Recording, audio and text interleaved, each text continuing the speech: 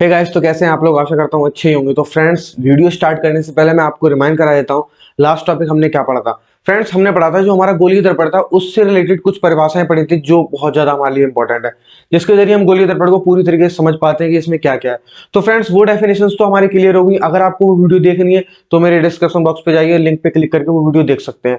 बात करते हैं आज की इस वीडियो में हम आगे क्या पढ़ने वाले हैं। तो फ्रेंड्स, हमारी डेफिनेशंस क्लियर होगी। अब बात करते हैं गोलीय दर्पण द्वारा बनने वाले प्रतिबिंब के नियम।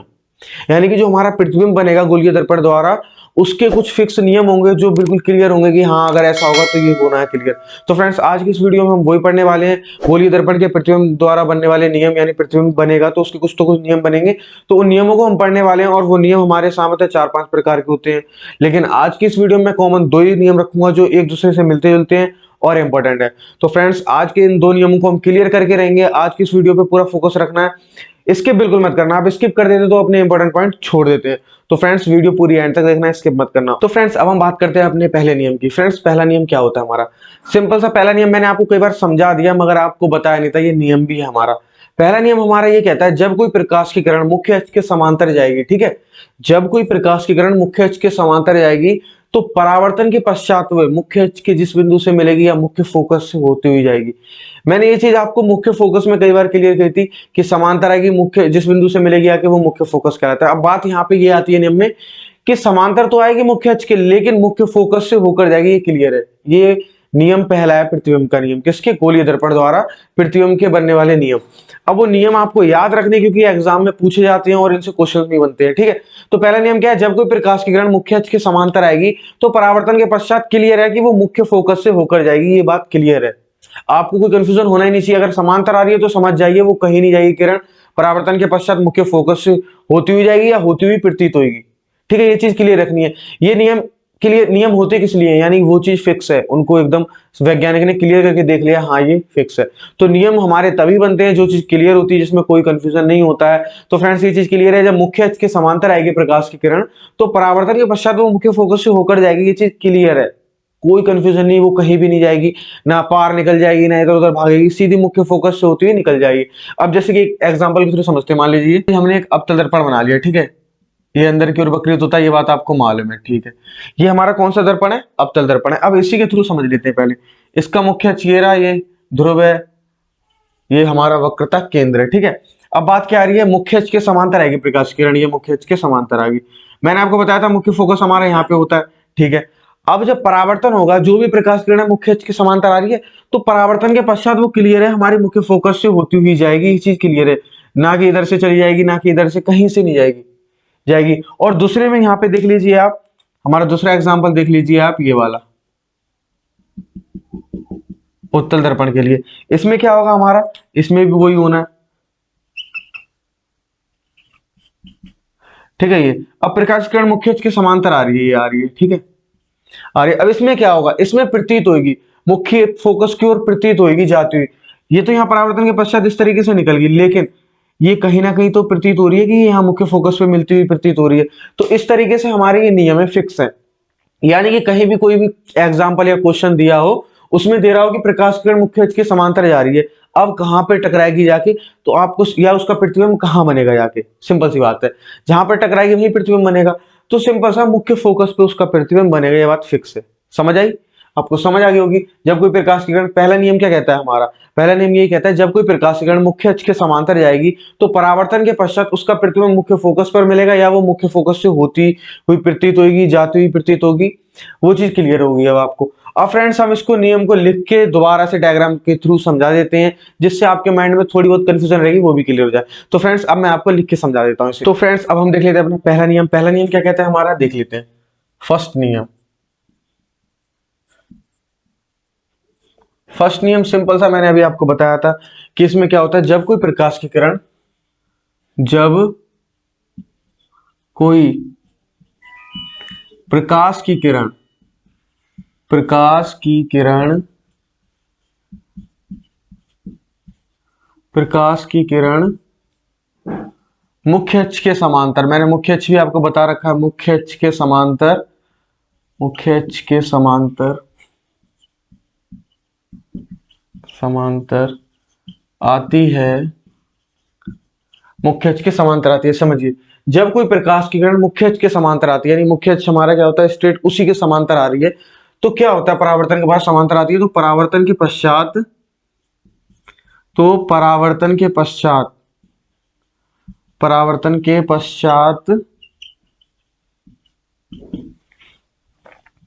प्रकाश की किरण मुख्य फोकस पर जाकर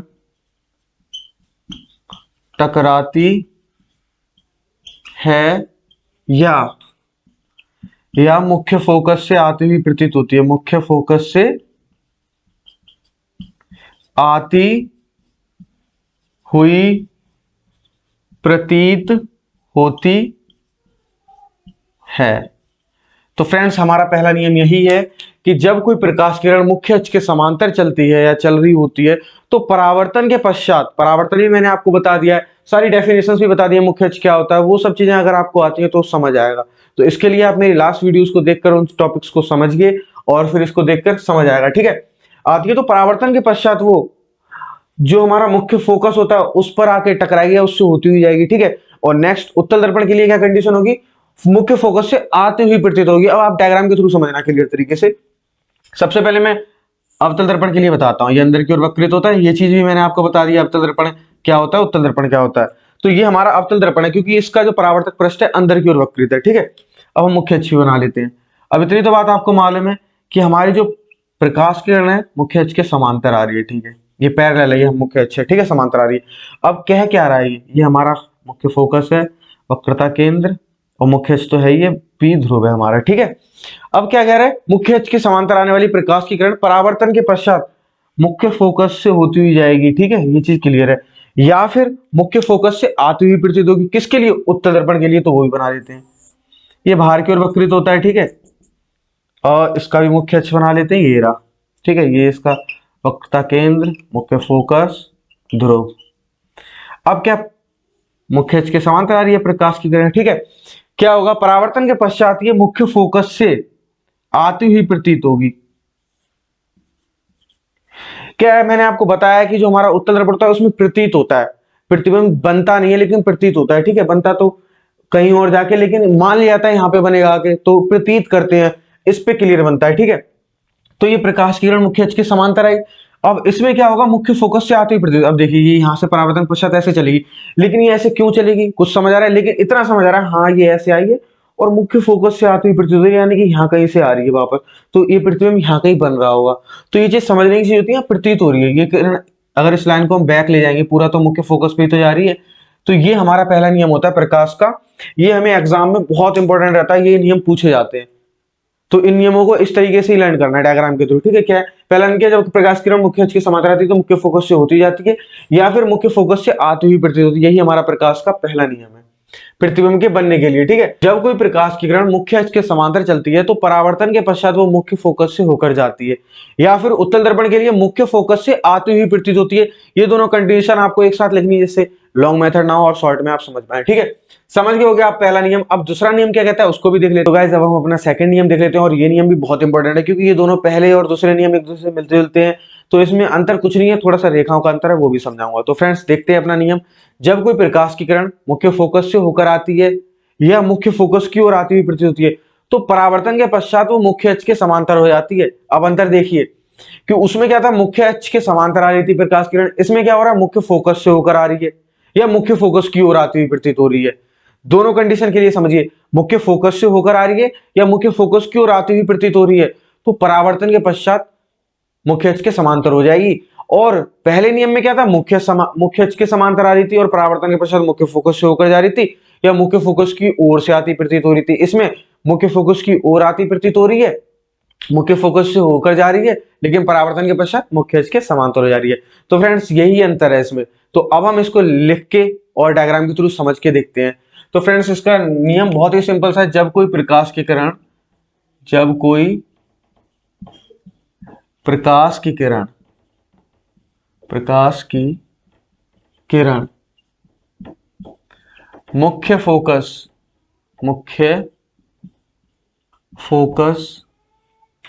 से होकर, मुख्य फोकस से होकर जाती है या मुख्य फोकस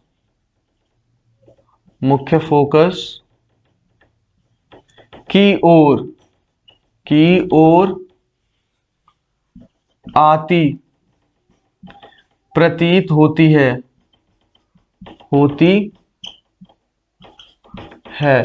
तो परावर्तन के पश्चात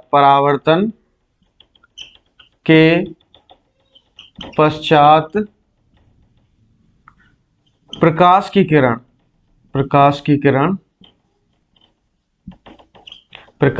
मुख्य अक्ष के समांतर हो जाएगी, मुख्य अक्ष के समांतर हो जाती है। तो फ्रेंड्स यही इसका सेकंड नियम है। इसको एक बार और देख लीजिए। जब कोई प्रकाश की किरण मुख्य फोकस से होकर जाती है या मुख्य फोकस की ओर आती हुई प्रतीत होती है, तो उस कंडीशन में परावर्तन के पश्चात वो किरण मुख्य अक्ष के समांतर हो जाएगी। अब डायग्राम के थ्रू देखते हैं। तो सबसे पहले डायग्राम देख लेते हैं हम अवतल दर्पण का। अवतल दर्पण हमारा इस तरीके से होता है, ये अंदर की ओर वक्रित होता है, ठीक है। ये बाहर से पेंटेड कर दिया। अब इसमें मुख्य अक्ष बना देते हैं इसका। भाई मुख्य अक्ष का तो रोल ही है। तो प्रकाश की किरण अब कहां से आ रही है? मुख्य फोकस से आ रही है। ये वक्रता केंद्र है। तो प्रकाश की किरण मुख्य फोकस से आती है, ठीक है, होकर आती है। तो परावर्तन के पश्चात क्या होता है? वो मुख्य अक्ष के समांतर हो जाती है। तो ये नियम इस तरीके से कह रहा है। उसमें क्या था? मुख्य अक्ष के समांतर आ रही थी, परावर्तन के पश्चात मुख्य फोकस से होकर जा रही थी। इसमें क्या हो रहा है? मुख्य फोकस से होकर जा रही है, परावर्तन के पश्चात मुख्य अक्ष के समांतर हो जा रही है। अब उत्तल दर्पण के लिए देख लेते हैं।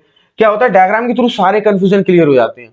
आपको थ्योरी में थोड़ी कंफ्यूजन हो रही होगी, मैं क्या बोल रहा हूं समझ नहीं आ रहा, लेकिन अब समझ आएगा, ठीक है। क्या होता है? अवतल दर्पण में मुख्य फोकस से होकर आती है प्रकाश किरण, परावर्तन के पश्चात मुख्य अक्ष के समांतर हो जाती है। सेकंड नियम कहता है, ये हमारा फर्स्ट नियम क्या कहता है? मुख्य अक्ष के समांतर आएगी, परावर्तन के पश्चात मुख्य फोकस से होकर जाएगी, ठीक है। अब हमारा देख लेते हैं उत्तल दर्पण के लिए। तो इसके लिए भी मुख्य अक्ष बनाते हैं। हमारा मुख्य अक्ष ये रहा, ठीक है। इसका हमारा वक्रता केंद्र, इसका मुख्य फोकस, और ये, ठीक है, ये तो हमारा मुख्य अक्ष है। अब बात इसमें क्या कह रहा है कि मुख्य फोकस की ओर आती हुई प्रतीत होती है। तो देख लीजिए भाई, ये हमारा मुख्य फोकस है, ये मुख्य फोकस की ओर आती हुई प्रतीत हो रही है, ठीक है, आती हुई प्रतीत हो रही है। लेकिन इसमें क्या होगा? परावर्तन के पश्चात ये मुख्य अक्ष के समांतर हो जाएगी। तो ये बन गया।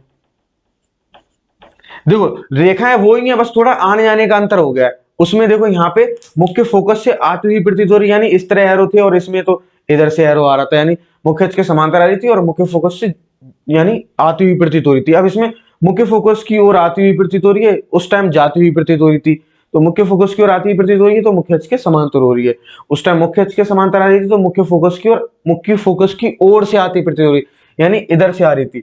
जब पहले नियम में क्या था कि ये इसके समांतर है, ठीक है, तो परावर्तन के पश्चात मुख्य फोकस की ओर से आ रही थी इसे, ठीक है। अब क्या हो रहा है? डायरेक्ट मुख्य फोकस की ओर आती हुई प्रतीत हो रही है, परावर्तन के पश्चात मुख्य अक्ष के समांतर हो रही है।